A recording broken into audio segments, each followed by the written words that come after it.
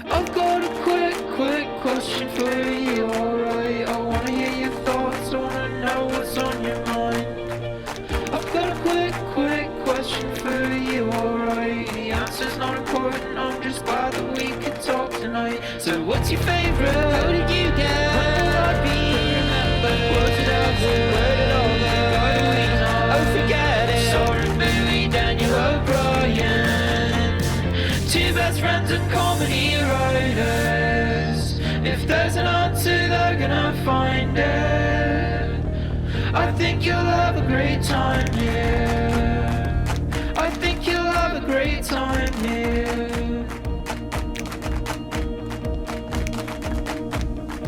So, hello again and welcome to another episode of Quick Question with Soren and Daniel, the podcast where two best friends and comedy writers ask each other questions and give each other answers. I'm one half of that podcast, senior writer for Last Week Tonight, author of How to Fight Presidents, and survivor of not one, but two bird attacks while running, Daniel O'Brien, joined as always by my co-host, Soaring Bowie. Soren, what's flappening? Hey, Daniel. I'm Soren Bowie. I'm a writer for American Dad. I'm the other half of this podcast. It may have just been my headphones. A couple of things I want to get to, but right off the bat, did you say stow at the very beginning of this No? instead of so? Oh, it may have just been a jump in my headphones, but I was furiously trying to decide now if that was a type of bird, and you'd like planted this early on, which brings me to my next part.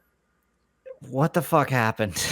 This time it wasn't, DOB's devotees will recall that a while ago I was threatened and menaced by a goose while on one of my runs. And this time I'm in a different location now, a different seaside town in New Jersey. And a bird actually made contact with me while I was running. I was running past an area where I know a lot of birds are because there are bird watchers that go there. Where the birds hang out? Yeah. And I felt something that hit me in the back of the arm, not hard or anything, but definitely not like something distinct that wasn't me bumping myself or a drop of fat sweat landing on my elbow. Something definitely hit me. And I turned to see what it was. And there was a small bird like the size of my hand doing a hovering thing where it would like hover for a while and then dive in advance at me and then hover and dive in advance.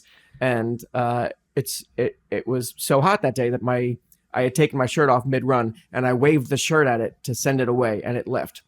You know, but it's twice now that I've been attacked by birds while running, and like there's a huge Reddit community for this very thing. Yes. So in addition to knowing types of trees, I know birds. Mm-hmm. Yeah. This bird that was attacking you, was it black with yellow eyes? No. Was it brownish and brown and black? Yes. Okay, that's the female version of it. So there's the males that look like they've like been dipped in an oil slick. They're black, but if you look at them in the right light, they're kind of rainbowy. And they've got these yellow eyes. And then the females are brown, and then they kind of have like black wings, I believe. Maybe some like black on their head too. Okay. But they're more just brown. And some people call them cowbirds. I think that they're also maybe called Brewer's blackbirds. I can't remember, but they are super territorial, like crazy territorial. Yeah. And they're in areas where there's like large parks or golf courses. Like they're very, very common, and they will dive bomb you. Yeah. And they'll chase you. and everyone on the internet agrees that it's just like, birds they're not going to mistake me for food, but if I'm running around their nesting area, they're going to feel threatened and they're going to want to attack me. I've been running for so much of my life, and it's now happened twice in the last year and never before that. It's fun to talk to other runners on Reddit, or not talk to them. I don't engage, but to just see them, just one person curiously being like, is anyone else getting constantly attacked by birds when they're running? And everyone's like, oh yeah, I fucking hate birds. They're the worst. And everyone's got their stories about how much they hate birds. This is like, because there are some people who are like, yes, sharks are scary, but they mean us no harm. And actually we're in their territory, so we should leave them alone. Or like, you're scared of snakes. You don't want to get bit by a snake, but that's, you're in the mountains. Maybe you get bit by a snake. These people have no sympathy for birds. There is no element of like, we're all sharing this planet together. Runners versus birds is a real fucking thing. So the only reason I know about these types of bird attacks is because I used to work on golf courses growing up. And it was a genuine problem where like you would get my job was going around putting a hose inside those giant sprinkler systems and watering spruce trees, which should not have been growing where they were growing. And they needed like tons more water than they could ever possibly get unless somebody was watering them every day. But the problem is that those spruce trees are exactly where that type of bird lives. And so every day I would be like accosted by birds, like to the point where I was like, I'm going to have to figure out something because this is untenable. Yeah. Like I can feel them in my hair. They're touching me. It was really deeply uncomfortable. And in a way where like, I'm helpless. Like this little thing is beating me. It's tough because, and I mentioned this in the Goose episode, as it's famously known. I don't want to punch a bird out of the sky. I don't want to hit a bird. As mad as I am, I don't want to like fight or kill a bird. But I don't really know what to do when they're flying at me and now dive bombing me while I'm just trying to. It knows I'm recovering from a broken foot. I'm just trying to get my speed back up. Oh shit! I completely forgot. So you're running now. I'm running now. Yeah. How's that? It's good. It's I haven't done the distance that I'd been used to doing, but I'm getting my speed back to where I want it to be. And if there are any doctors or occupational therapists or family members who may be both of those things listening, they'll be disappointed to learn that I'm like, yeah, I'm running and everything's fine. I mean, it hurts still. It's still definitely wrong. But yeah, I've decided that it's back to normal now. I have another question for you as somebody who knows and sees you, Daniel. Hey, Soren. Yeah. I see you too. I see you. I see you.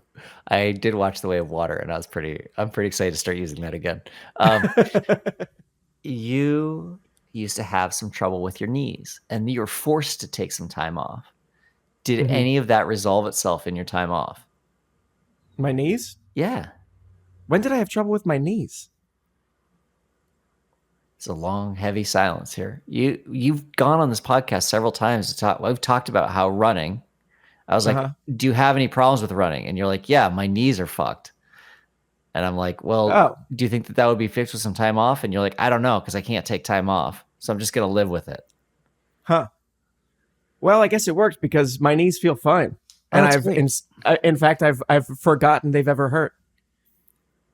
Are you sure it was knees and not like shin splints? No, I'm positive. I'm a devotee. Okay. You don't. I know these things. Yes, you had trouble with your knees. You're having problems with you're like, well, I hope that sometime fixes itself because I'm not going to stop. And you just kept running and it became like this thing where you're like, I can plateau. The pain isn't getting any worse, but it's going to always be there.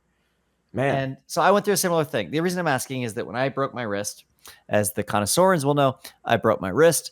I had to take a break from working out. Couldn't do anything. Can't even do a push-up because I can't get my hand perfect at a right angle to my forearm. And during that time, I was like, well, maybe this will heal this tendonitis that I'm having in my elbow. That would be nice. And I feel like it has, Dan. I feel like the time off has solved me. So what I'm saying is if you're suffering from a long-standing injury, go break a bone. It's like the best thing you can do.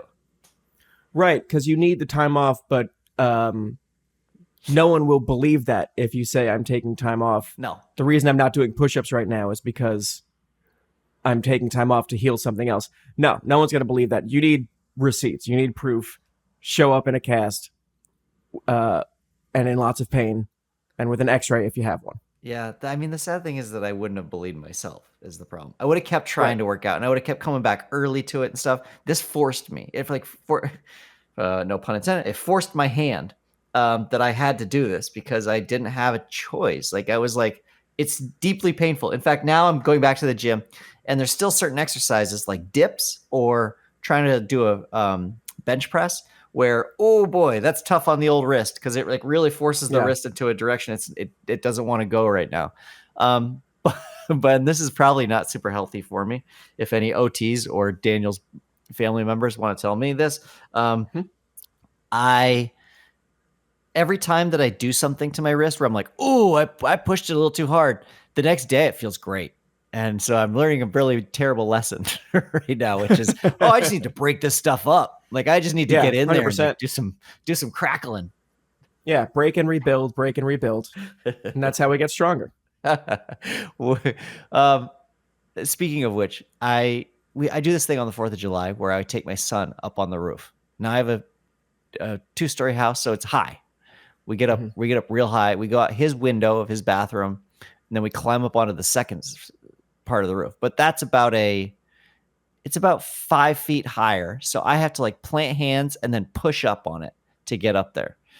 And I could put him up, and then I planted and then pushed up without even thinking about it and got right into that position where I was like then dangling from a roof. And I was like, oh God, oh, that hurts, that hurts, that hurts. And like really smeared and clumsily threw myself up onto the other roof and was like, oh man, I think I did real damage. Like that was my hand hurts. And then the next day I had way more flexibility. It felt great. You know, when I felt really awesome was when my foot was still broken and I was wearing the medical boot and would still go to the gym and just work out the rest of me. Yeah. And anytime I was like on the floor in some position and I needed to like flip over from my back onto my stomach or get up from where I was, utilizing everything except my left foot to get up was super fun. I felt like I felt suddenly more flexible and like an acrobat and like fucking Spider-Man when I'm like balancing on one foot and flipping over with my hands while my other foot is like elevated and doing the thing it's supposed to and I'm not putting any weight on it. Felt really cool. I'm sure I looked awesome. Those, by the way, are my favorite people at the gym they've got a thing that they discovered at some point and they're like, this looks cool. I'm going to keep doing this.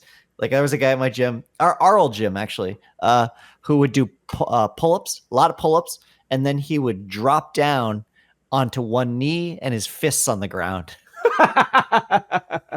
Like a superhero. That sucks. And then it gets better because then he would also like be looking down and then he would slowly bring his head up. And it was the shittiest. But I really loved it. That's awesome. Good for him.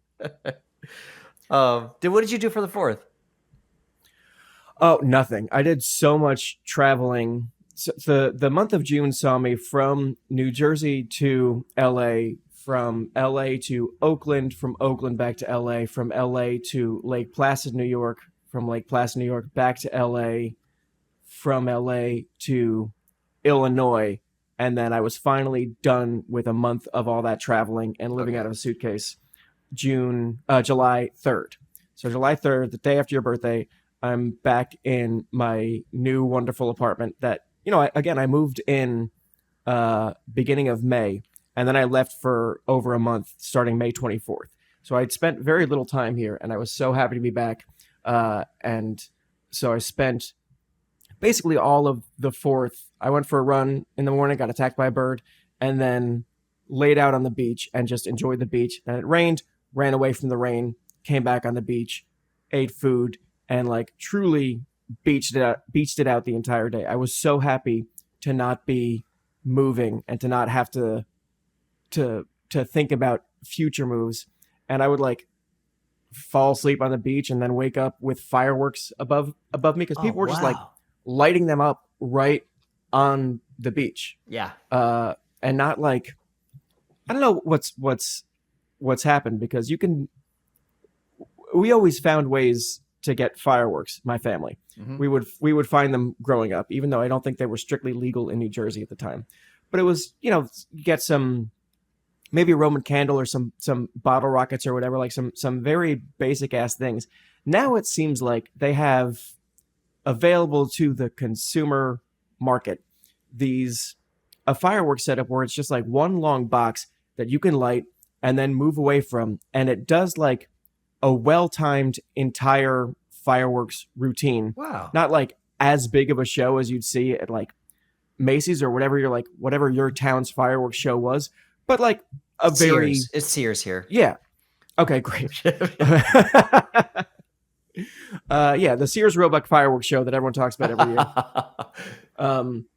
But yeah, it was like a good consumer equivalent of a genuine, well-timed fireworks show with like a build and a finale that again seemed like a set it and forget it.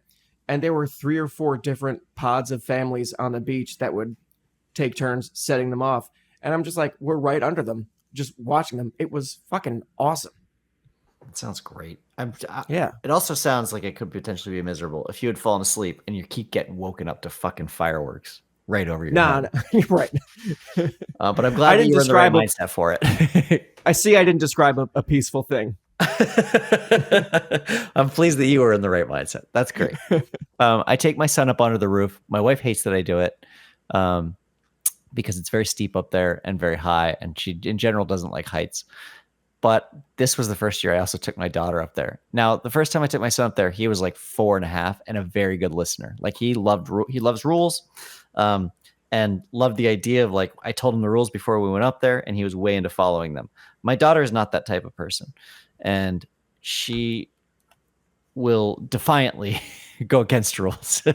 But I was still like, I think I can get her up there. And she's much younger than he was too. So I told him like beforehand, I was like, listen, always 3 points of contact.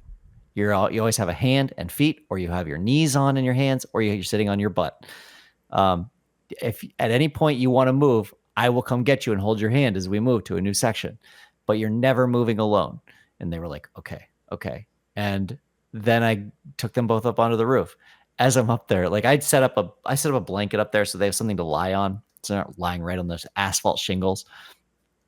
And I'm like feeling pretty good about it. I'm like, they're doing great. And we're watching fireworks. And I get a text from Colleen, and she's like, "Where are you?" I was like, "Well, we're on the roof for the 4th of July." And she's like, "I don't see you out there." And she was looking onto the first level. She was like up in the bathrooms, like looking onto the first level. And I was like, "No, we're up on the top." And she was like, "Why? With Gilly?" And I was like, "Oh, yeah, yes. I should have probably cleared this with you." This should have been sanctioned by 2 parents, I'm sure. Yeah, she's up here. She's like, "Why? You never go up there. When you guys go out on the roof, you always go to just the first level." And I was like, no. See, now I'm winning because that's not true. No, you see, we always go up to the top. That's the best way to see the fireworks, is at the tippy top. And so I'm sitting I do think it's funny if for a brief moment she thought you were lying about being on the roof. She's like, "Where are you?" I'm like, "We're on the roof." "No, I'm looking at the roof. You're not there." "Ah, damn, you're right." Yeah, Fuck. right. We went to the I should have picked somewhere harder to check. So as I'm fighting with her over text, I'm like, I've moved away from my children some, and I'm doing this. My neighbors, I realize, are having they're watching a movie in the backyard with another set of neighbors, and they can see me. and I get this widen to reveal moment where I've got 2 young children, one a toddler, up on the roof, and I'm like on the other side of the roof just on my phone. Yeah. And I was like, this doesn't look great. The optics here aren't great. I'll go back. Just shouting down to the neighbors. They signed Draymond for 4 years. Can you believe it? That's nuts, right? Craziest NBA offseason in years. So yeah, it was fun though. It was really fun. They had a great time. And now Gilly, that's all she talks about. She's like, "Yeah, can we go on the roof?" And I'm like, "No, we don't do that again for another year." And she's like, "Got it." But she has no idea how long a year is. So that afternoon, she'll be like, "Now it's time to go on the roof." I'll be like, "No." Right. You have to explain it in terms of it's 364 more sleeps. 364 more night times. Right. Is so it's so incomprehensible to her because she's barely been alive for that long. Right. So like a year is so much of her life that she can't possibly conceive of that amount of time. Oh, and you have to remind her that we're going into a leap year, so it's actually going to be a little bit longer than she's used to. It's going to feel disorienting, Gilly. Don't worry. Yeah. This she happens. Gets to 365 and she's like, "It's got to be time. I feel it in my bones." Oh, I'm sorry, honey. That's not how calendars work. Yeah. So it was great. I had a great time. Good. Yeah. Well, I want to get into the show, but I want to delay it even more because I'll admit to being a little bit of a bad friend because the way I watch TV is very I don't watch a ton of shows, and it's pretty appointment based, and it's what I DVR. And if I forget to DVR it, then that's just sort of it for me. So I don't watch every episode of American Dad. I watch everyone that I know you write. You're the writer on, even though I know you work on all of them and everyone works on all of them. I make it a point to find yours, but I don't often find myself just like Watching the show. tuning into American Dad, because I almost never tune into anything. It's almost always like on demand. It's time for Succession or whatever shitty Marvel show I am forced to consume that week. Right. But when I was on the plane from Illinois to New Jersey, there was a bunch of American Dad on demand, and I was like, yeah, this is a shorter flight than I'm used to, so I won't get a full movie, but I could probably watch 3.5, maybe 4 episodes of American Dad. Soren, your show was a delight. Oh, it's just, Daniel, thank you. I get reminded every time I watch it that for some reason it hasn't become an appointment viewing for me, but it's just so fun and so funny, and you do a great job on it. And everybody, if you're gonna fly from O'Hare to Newark, I cannot recommend it enough. Treat yourself to 4 episodes of American Dad. If there's another way to watch it, do that too. But I haven't found it. I wonder if I'm getting residuals on those in-flight viewings. I bet you're not, man. I bet I'm not. I bet you're fucking not. I didn't know where that story was going at first, because it started with, I'm not a great friend because I don't watch I don't tune into a lot of shows. And I was like, oh no, is this going to be a circumstance where Daniel talks about how he's friends with the characters? Is that on television?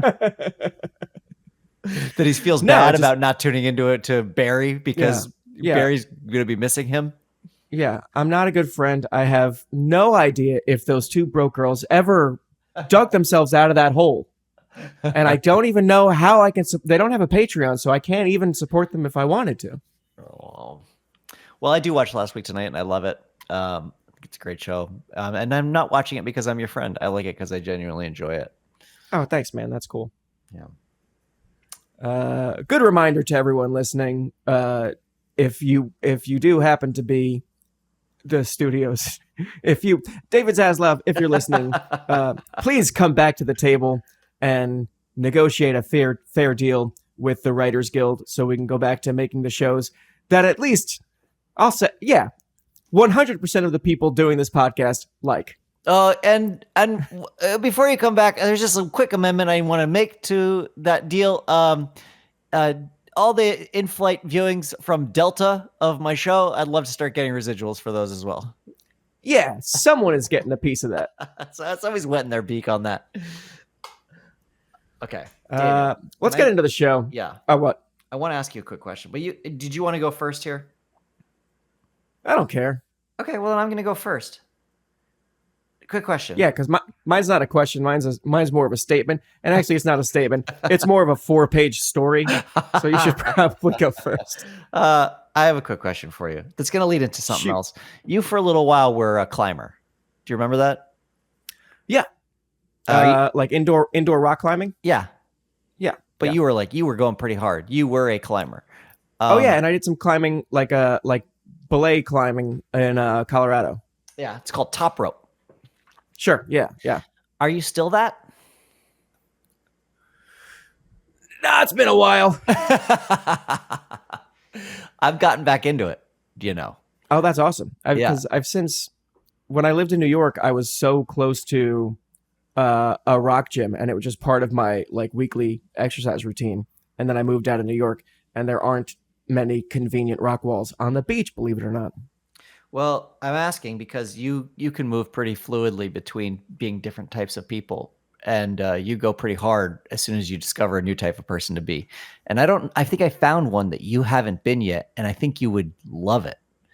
I was in Wisconsin. Sorry, I don't know what you're talking about. Are you saying that me, this golfer / fisherman / clockmaker, are you island saying, man? You're an island man too. Don't forget. Are you saying that this island man who once belonged to a parkour gym, are you saying I can't stick to things? Is that what you're trying to tell me? Me, a sushi chef. You, Afro-Brazilian dancer. that you have a hard time.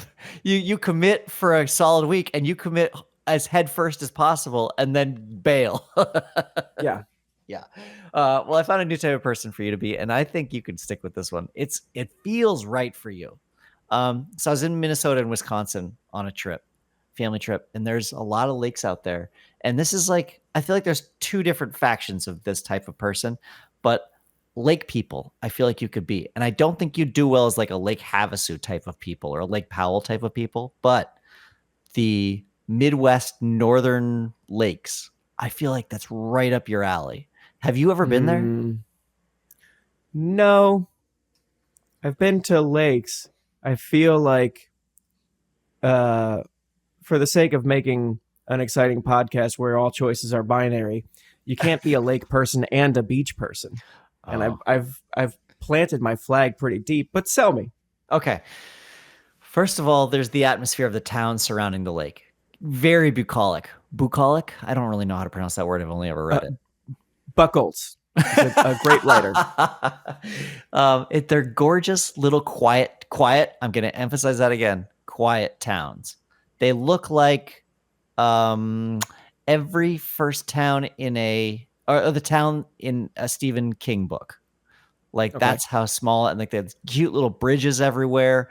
There's a church that's always Stephen like King famously said all of his stories in the Midwest. There's one thing people associate, one place in America that people associate with Stephen King. It's Minnesota, Wisconsin. Well, they just have that feel, and then everybody's very kind that I ran into anyway. But there's also these beautiful lakes everywhere, and just like this abundance of water, and what that does to your psyche, it changes it dramatically. If you live in a desert for any period of time, this abundance of water makes you just so much more relaxed, and you just stumble across it.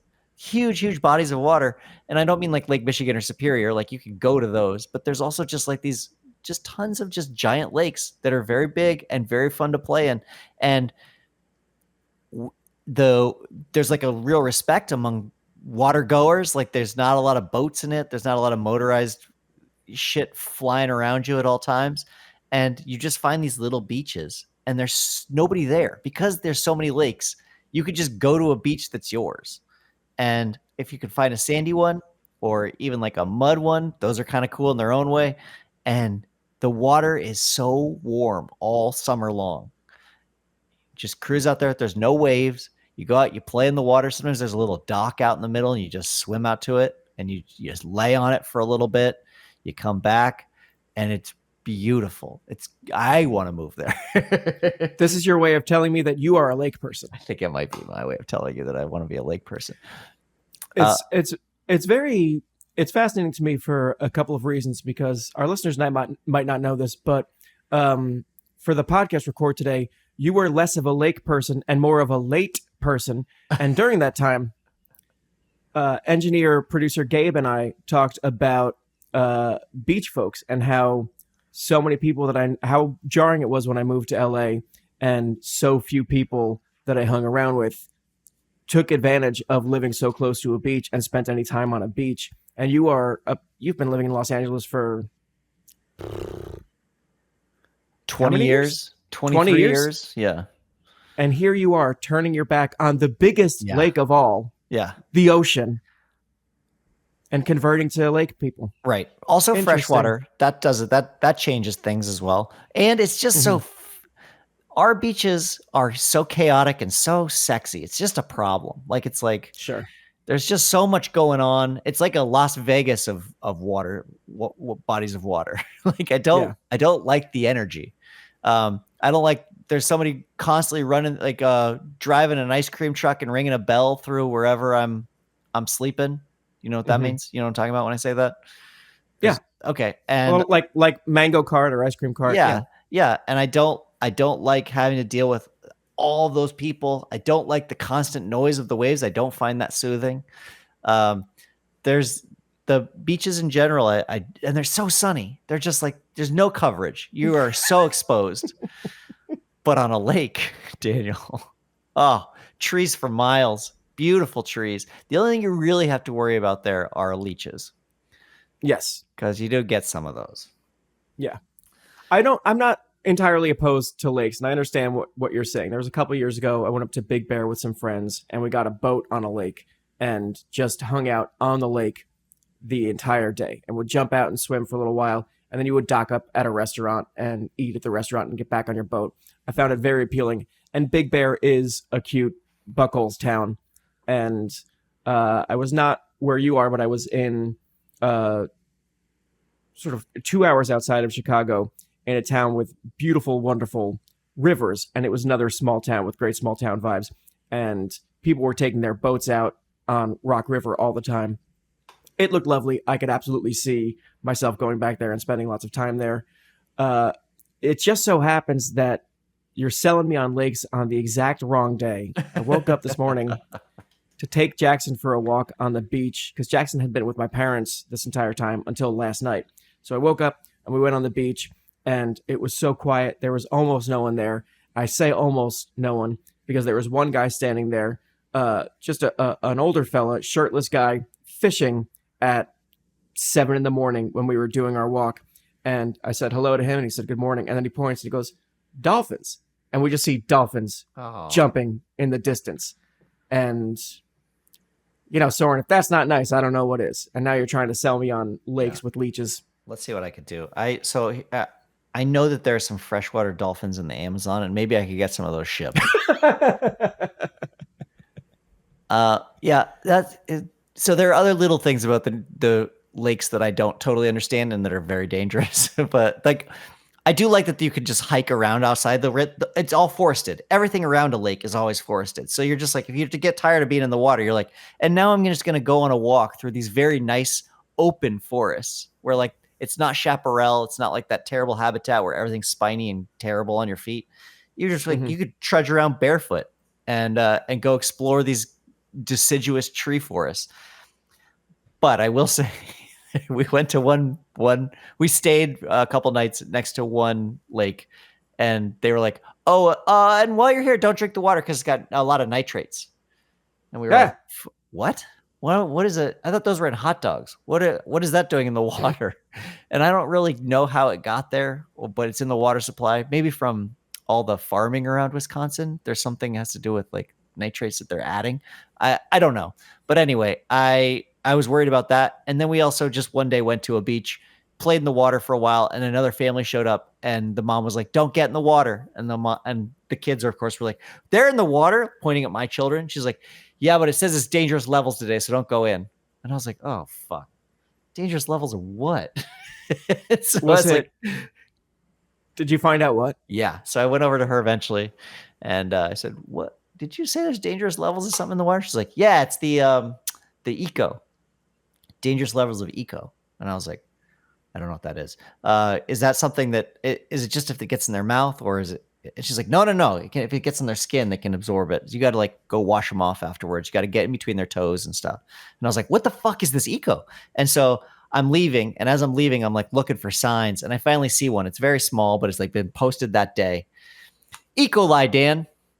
E. coli in the water. And she called it eco. Yeah. So either she's never heard of it or she's got cool new slang that's like lake people slang that I didn't know.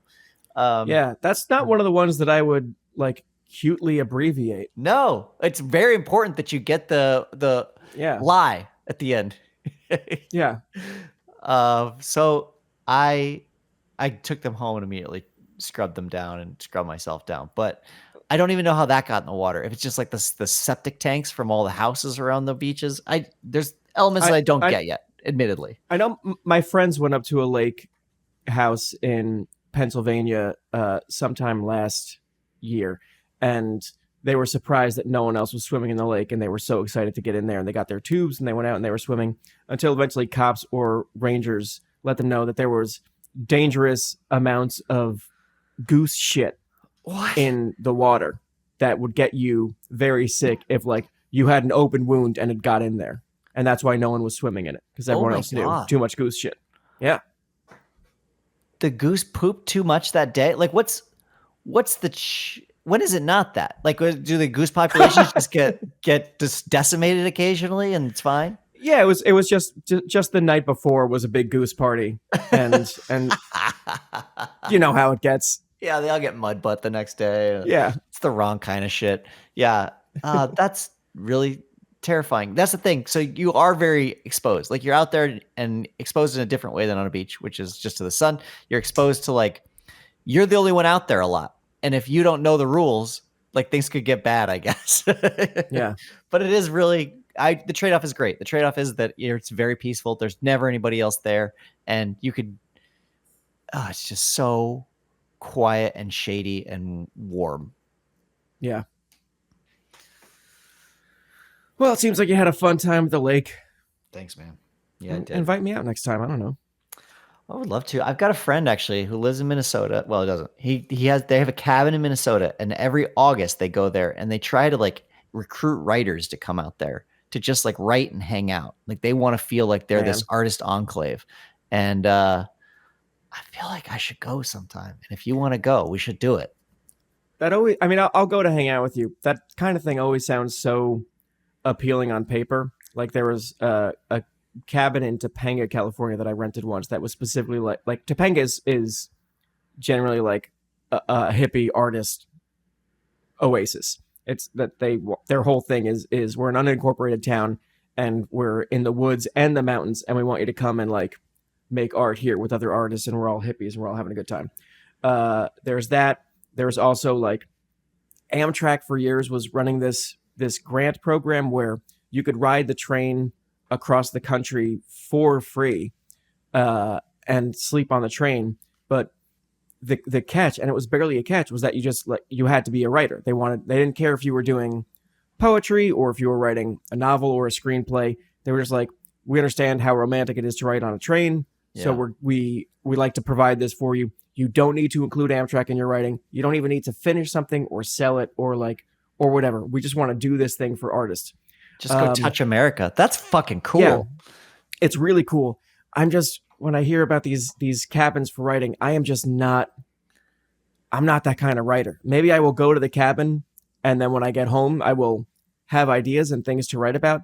But if I'm invited to a cabin, I'm going to want to like hike and explore and fish and do shit and play Frisbee with you and not do writing, not do the thing. Yeah. I think not the thing that I love and hate. I think you just have to convince yourself that stuff is writing. I think that's like the only way you do it is you're like, no, I'm building things in my brain. I'm restructuring my brain right now to be perfect for writing. Yeah. Yeah, I agree with you. I agree that it can get those types of things end up being like, you get absolutely nothing done at them. But that means that if you do a single thing, if you write a single page, you're like, holy shit, I did it, man. You just brush your hands off. Like I put a pen to paper and that is crazy. Here, I did that here. This was totally worth you buying this house and feeding me and housing me for a couple of days. What's that? It's been a month. Oof. He's invited me several years in a row. He's also somebody that I will, because I haven't said his name, I will reveal that he also used to do like some high-end sex parties. He would be like invited to those in New York when he used to live there. And so he's lived a different lifestyle than me. And I was like, I'm not sure that this is my people. And then I went to his wedding and it was the best. Like everybody there was so cool and fun. And it was also in Minnesota. And I was just like, I feel like I could go there and just slip in with this group of people and be totally fine. You know what's wild is I feel like I hear about high-end sex parties like Your Eyes Wide Shut, and I feel about your like dumpster bargain orgies, like your most other sex parties. I have yet to find like just a mid-range sex party that I could slide into. That's tough. It's tough that you don't have the middle-of-the-road sex party that fits you. Yeah. It's just extremes. The market is just full of extremes. The American middle class is dying, and I think this is part of it. It's because they want you to know what you're getting. And so like they're going to play to the ends of the spectrum because if it gets muddy in the middle, it's tough. Yeah. You want to get like you're going to the top shelf or you're going to be on the bottom shelf. But like that middle ground is like you don't want to show up to something and have it be beneath you, and you don't want to show up to something and be like not dressed right for the occasion. But I do want the exact middle ground. That's why I love Chili's so much. If I could just have that, but a sex party, The I think Chili's of all of sex my parties? problems would be solved. Yeah. Yeah, you know what the chain sex party. That's what needs to Yeah. happen. Mm-hmm. The sit down chain sex party.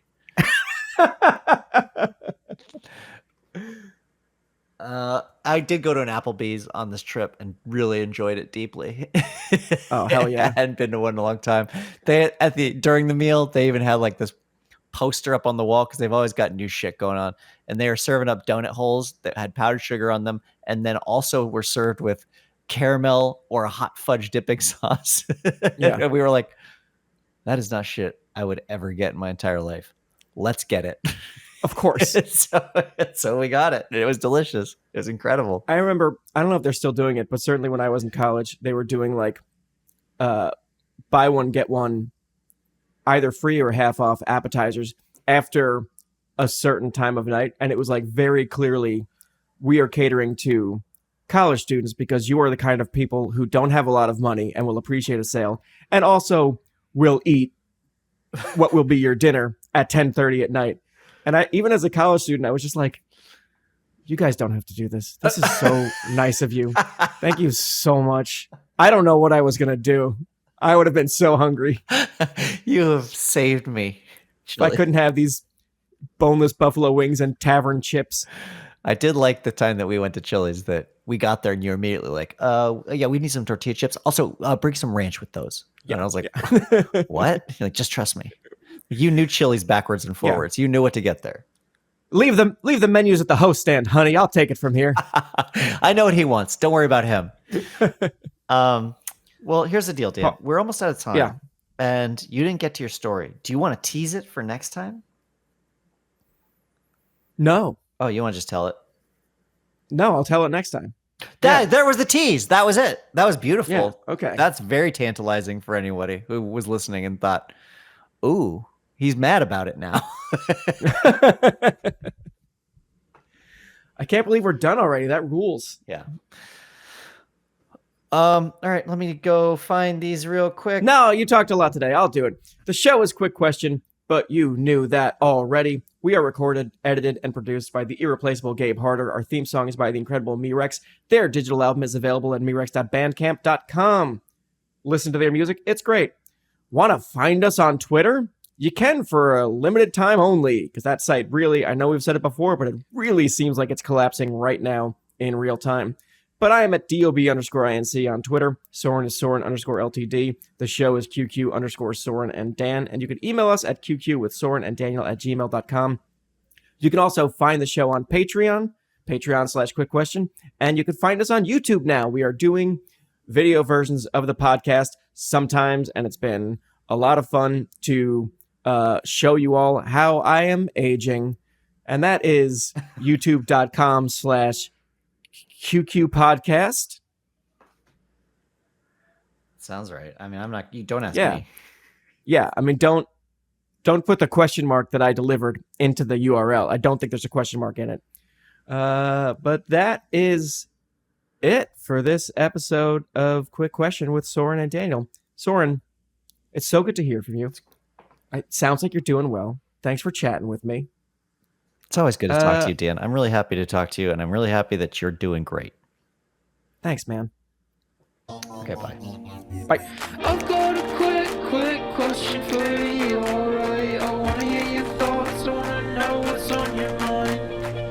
I've got a quick question for you, alright? The answer's not important, I'm just glad that we could talk tonight. So what's your favorite? How did you get? When will I be remembered? Was it after? Where did all the we know? Oh, forget it. Soren, Bowie, Daniel O'Brien, two best friends and comedy writers. If there's an answer, they're gonna find it.